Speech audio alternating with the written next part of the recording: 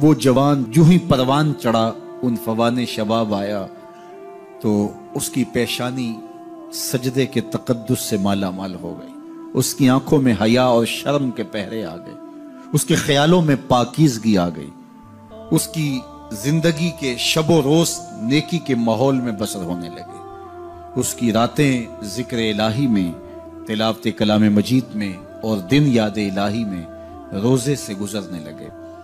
وہ جوان جس کی جوانی اللہ کی عبادت میں گزری، کیونکہ جوانی اگر عبادت میں گزر گئی تو بڑھاپا تو پر نور ہے ہی ہے۔ سب سے مشکل مرحلہ زندگی کا جوانی کا ہے۔ شیطان زیادہ ورغلاتا ہے کسی شخص کو جب وہ جوانی کے مرحلوں سے گزر رہا ہوتا ہے۔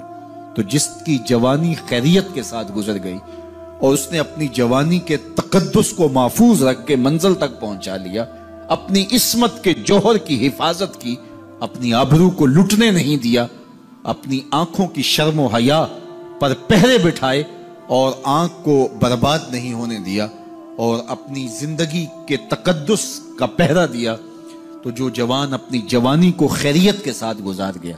کسی نے کہا تھا نا، کتاب زیست کا ایک اور باب ختم ہوا، شباب ختم ہوا، ایک عذاب ختم ہوا۔ تو جوانی جس کی منزل تک پہنچ گئی خیریت کے ساتھ، عافیت کے سائے میں، مشکل تو بڑا ہے جوانی کو منزل تک لے جانا، خیریت کے ساتھ، داغدار نہ ہونے دینا، جوانی کے تقدس کو رسوا نہ ہونے دینا، عصمت کے جوہر پہ کالک نہ لگنے دینا، خواہشات کو غالب نہ آنے دینا۔ آسان کام تو نہیں ہے، مشکل کام ہے، لیکن اگر کوئی مشکل کاٹ گیا، جوانی کے تھوڑے سے ایام میں گزار گیا، اللہ اکبر۔ حضرت شیخ خطلی کہتے ہیں، داتا گنج بخش علی حجویری علیہ رحمہ کے مرشد ہیں، الدنیا یوم ولنا فیہا صوم۔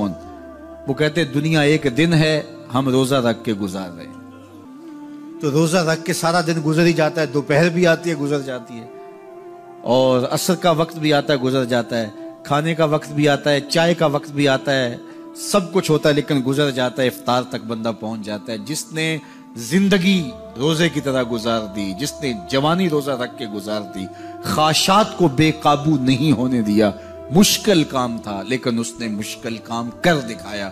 اجر کتنا بڑا ہے، سنیے اللہ کے محبوب کی زبان سے سنیے۔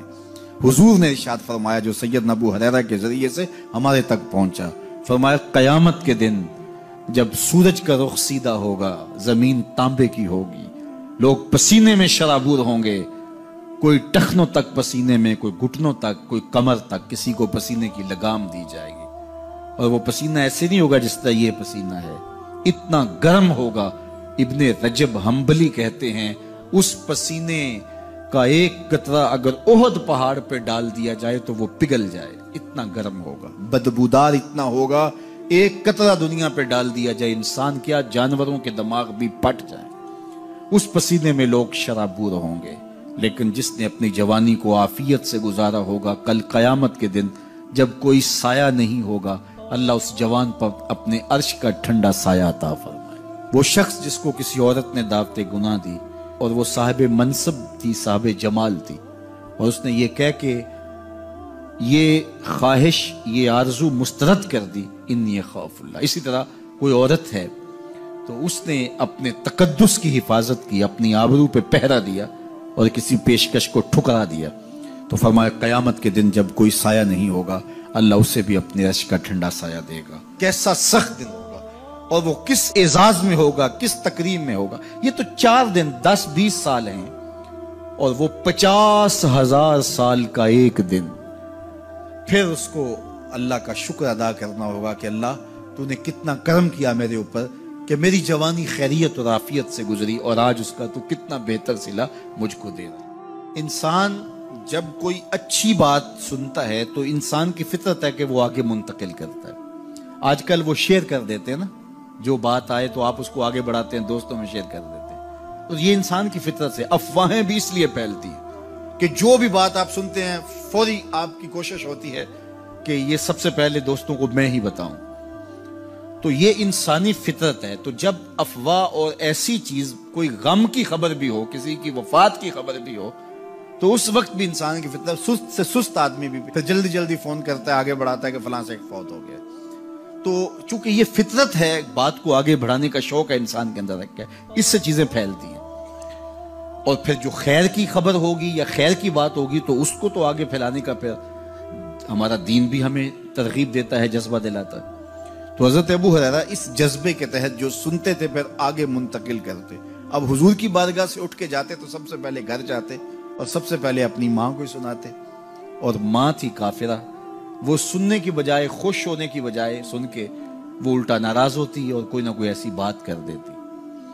سید ابو ہریرہ سے گوارا نہ ہوتا، ایک دن انہوں نے کوئی ایسی بات کر دی کہ حضرت سیدنا ابو ہریرہ رضی اللہ تعالیٰ عنہ نے فیصلہ کر لیا کہ آج ماں کو چھوڑ دینا ہے، کیونکہ میں یہ گوارا نہیں کرتا کہ میرے آقا کے بارے میں کوئی ایسا جملہ کوئی بولے۔ اور تھی گھر میں ماں ہی، بھائی بھی کوئی نہیں تھا، بہن بھی کوئی نہیں تھی، باپ بھی فوت ہو گئے تھے، شادی بھی نہیں ہوئی تھی، تو ماں ہی ماں گھر میں، اور ماں اور بیٹا اکٹھے رہتے ہو تو پھر محبت بھی مثالی ہوتی ہے۔ تو اب ماں ہی ایک رشتہ ہے مادی دنیا کے اوپر، تو حضرت ابو ہریرہ رضی اللہ تعالیٰ عنہ نے فیصلہ کر لیا کہ چھوڑ دینا ہے۔ چھوڑ کے گھر سے نکلے، لیکن دل ڈوب رہا ہے کہ ایک ہی تو رشتہ تھا وہ بھی گیا۔ افسردہ ہے، حضور کی خدمت میں پہنچے، دل و قلب و نگاہ کے مرشد اولین نے ابو ہریرہ کی اداسی دیکھی تو فرمایا ابو ہریرہ کیا بات ہے؟ تو حضرت ابو ہریرہ جس طرح بندہ پھٹ نہیں پڑتا، تو عرض کی حضور میری ماں کی ہدایت کی دعا کر دیجئے۔ ساری کہانی 2 لفظوں میں بیان کر دی، میری ماں کی ہدایت کی دعا کر دیجئے۔ حضور نے نہیں پوچھا کیا ہوا، کیا ماجرا ہوا، فوراً ہاتھ اٹھ گئے، اور لفظ کیا تھے؟ اللہم اہد ام ابی ہریرہ تھا، اے اللہ ابو ہریرہ کی ماں کو ہدایت دے دے۔ ادھر انہوں نے بے چینی سے یہ بات کہی، ادھر حضور کے ہاتھ اٹھے، پھر ان اٹھے ہوئے ہاتھوں کو خالی تو موڑا ہی نہیں جاتا، اجابت کا صحرا عنایت کا جوڑا، دلہن بن کے نکلی دعائے محمد صلی اللہ علیہ وسلم۔ تو حضور علیہ السلام نے ہاتھ اٹھا دی، حضرت ابو ہریرہ نے دوڑ لگا دی۔ کسی نے پوچھا ابو ہریرہ آج بڑی جلدی ہے؟ کہا آج ہی تو دیکھنا چاہتا ہوں، گھر پہلے میں پہنچتا ہوں یا حضور کی دعا پہلے پہنچتا ہوں؟ جا کے دروازے کو دستک دی، اندر پانی کے کھنکنے کی آواز آ رہی تھی جس طرح کوئی غسل کر رہا ہو۔ آواز دی تو آواز آئی، بیٹا ابو ہریرہ ٹھہرو، میں بھی آئی۔ کہا لہجے سے سمجھ گیا اس میں محمد عربی کی دعا بول رہی ہے۔ تھوڑی دیر کے بعد میری ماں آئی، تازہ آثار وضو سے اور غسل کی وجہ سے ان کے جو ہے وہ بالوں سے قطرے ٹپک رہے تھے، اور لبوں پر میرے حضور کا کلمہ جاری تھا۔ اللہ اکبر، سیدنا ابو ہریرہ تیرے مقدر پہ قربان۔ ایک سفر میں حضور علیہ السلام اور اصحاب گامزن تھے کہ راستے میں قیام کیا، تو ایک قبیلے کی صلح کروانے کے لیے حضور علیہ السلام تشریف لے گئے۔ وہاں کچھ تاخیر ہو گئی تو صحابہ نے حضرت ابوبکر صدیق کو کہا کہ حضور رک گئے ہیں تو نماز کا وقت جا رہا ہے، آپ نماز پڑھا دیجیے۔ تو حضرت ابوبکر صدیق رضی اللہ تعالیٰ عنہ مصلی پہ کھڑے ہو گئے۔ اب نماز شروع ہوگی، ادھر سے حضور بھی فارغ ہو گئے، تو آقا کریم تشریف لائے۔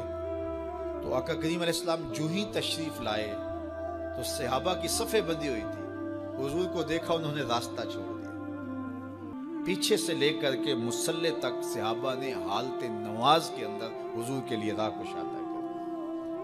کاش کہ یہ حدیث سب لوگوں نے پڑھی ہوتی اور امت میں اتنے فرقے نہ بنتے، اور یہ سوچ کبھی نہ پنپتی کہ نبی کے خیال سے نماز ٹوٹتی ہے۔ یہاں تو راستے چھوڑے جا رہے ہیں، یہاں تو پروٹوکول دیا جا رہا ہے۔ اللہ اکبر، اور یہ حدیث کہیں چھپی نہیں ہے، بخاری کے اندر چھپی ہوئی۔ اللہ اکبر، آقا کریم علیہ السلام تشریف لائے تو صحابہ نے راستہ چھوڑنا شروع کر دیا، نماز بھی چل رہی ہے اور حضور کا راستہ بھی چھوڑ رہے ہیں۔ بالکل حضرت ابوبکر صدیق کے پیچھے آ کے حضور کھڑے ہو گئے۔ وابو بکر لا یلتفت یمینا ولا یسارا، جب آپ نماز پڑھتے تھے تو نہ دائیں دیکھتے نہ بائیں دیکھتے، پوری توجہ انہماک ہوتا، وہ اپنی کیفیات کے جہان میں ڈوبے تھے، اور حضور آ کے پیچھے کھڑے ہو گئے۔ صحابہ نے اپنے ہاتھوں کی پشت پہ ہاتھ مارنے شروع کر دیے۔ مقعن و تصدیہ، قرآن نے تالی لگانا، سیٹی مارنا، یہ شیطانی اعمال ہیں، لیکن ہاتھ کی پشت پہ ہاتھ مار کے متنبع کرنا یہ مختلف مواقع کے اوپر یہ جائز ہے۔ تو اب جب حضور آ کے پیچھے کھڑے ہو گئے اور صحابہ سمجھے کہ حضرت ابوبکر صدیق ایک استغراق کے عالم میں ہیں، ایک کیفیت کے جہاں میں ڈوبے ہیں، تو انہوں نے اپنے ہاتھوں کی پشتوں پہ ہاتھ مارنے شروع کر دیا۔ تو حضرت صدیق اکبر سمجھ گئے کوئی غیر معمولی واقعہ ہو گیا۔ دیکھا پیچھے حضور کھڑے تھے، اللہ اکبر۔ تو حضرت صدیق اکبر مصلی سے سرک کے پیچھے آنے لگے، تو آقا کریم نے اشارہ کیا رکو، نماز پڑھاؤ۔ سیدنا صدیق اکبر اس کے باوجود پیچھے آ گئے۔ کبھی ہوتا ہے حکم اور کبھی ادب آگے ہوتا ہے، اللہ اکبر۔ حضرت سیدنا علی المرتضیٰ رضی اللہ تعالی عنہ کو کہا نا حضور نے صلح حدیبیہ کے موقع پہ، صلح نامہ لکھوایا جا چکا تو لکھا یہ محمد رسول اللہ اور قریش کی جانب سے ہے۔ تو عروہ نے کہا اگر محمد رسول اللہ مان لیں ہم تو پھر لڑائی کس چیز کی ہے؟ تو اس لیے محمد رسول اللہ نہیں، محمد بن عبداللہ لکھا جائے۔ تو وہ اس بات پہ بضد ہو گئے، اور اگر ایسا نہیں ہوتا تو معاہدہ ٹوٹ رہا تھا۔ تو حضور نے حضرت علی المرتضیٰ سے کہا کہ چلو رسول اللہ کا لفظ مٹا دو۔ عرض کی میں تو نہیں مٹاؤں گا، میں تو نہیں مٹاؤں گا، یہ نام میں تو نہیں مٹا سکتا۔ پھر حضور نے خود مٹایا۔ اب یہاں حضور نے کہا ابو بکر رکو، لیکن حضرت ابو بکر نہیں رکے، پیچھے آ گئے۔ اور پھر حضور خیر مصلی پہ گئے، نماز ہوئی، سلام پھرا۔ تو حضرت ابو بکر صدیق رضی اللہ تعالیٰ عنہ کو حضور نے کہا ابو بکر جب میں نے کہا تھا تم رکے رہو تو تم کیوں پیچھے آئے؟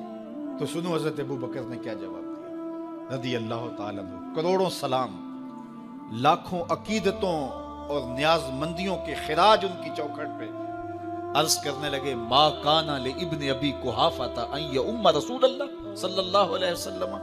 حضور ابو قحافہ کے بیٹے کی جرت کب ہوئی کہ رسول اللہ کے آگے کھڑا ہو کے نماز پڑھائے؟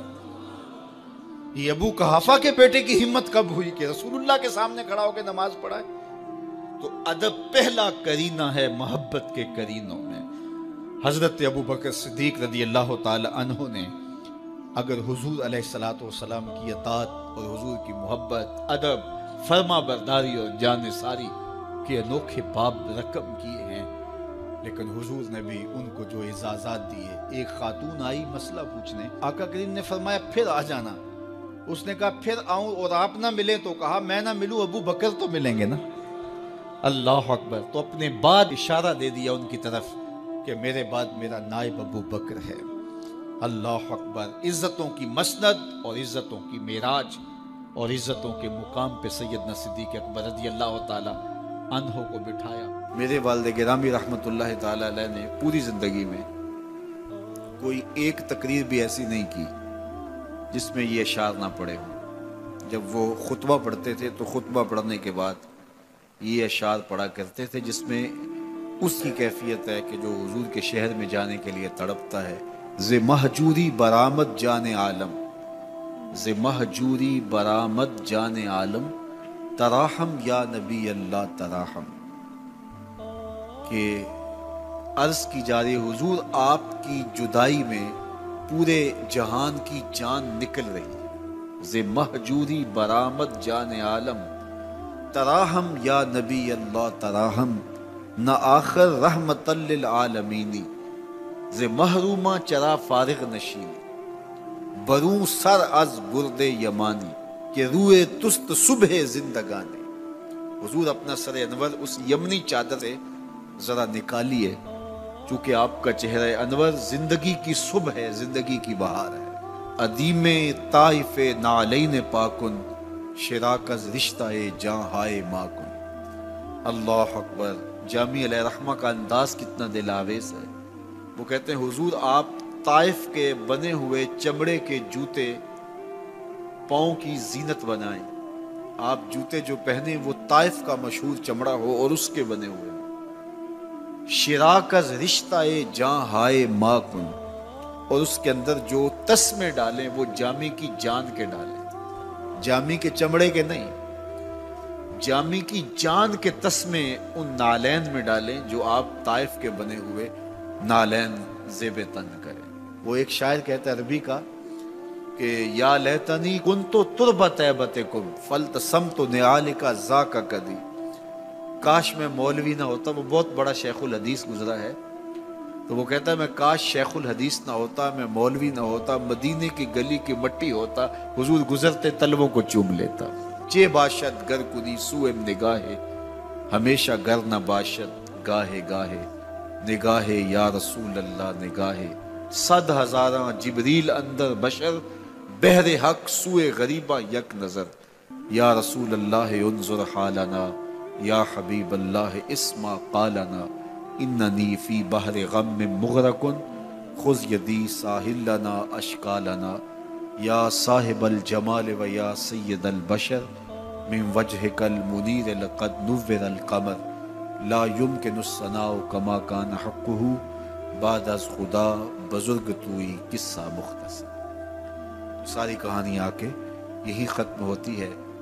تو یہ میری اور آپ کی سعادت مندی ہے۔ اللہ کی توفیق سے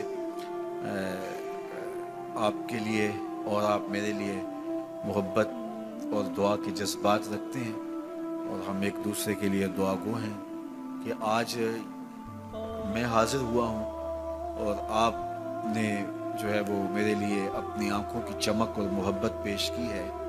اللہ یہ دن آپ کو بھی نصیب کرے۔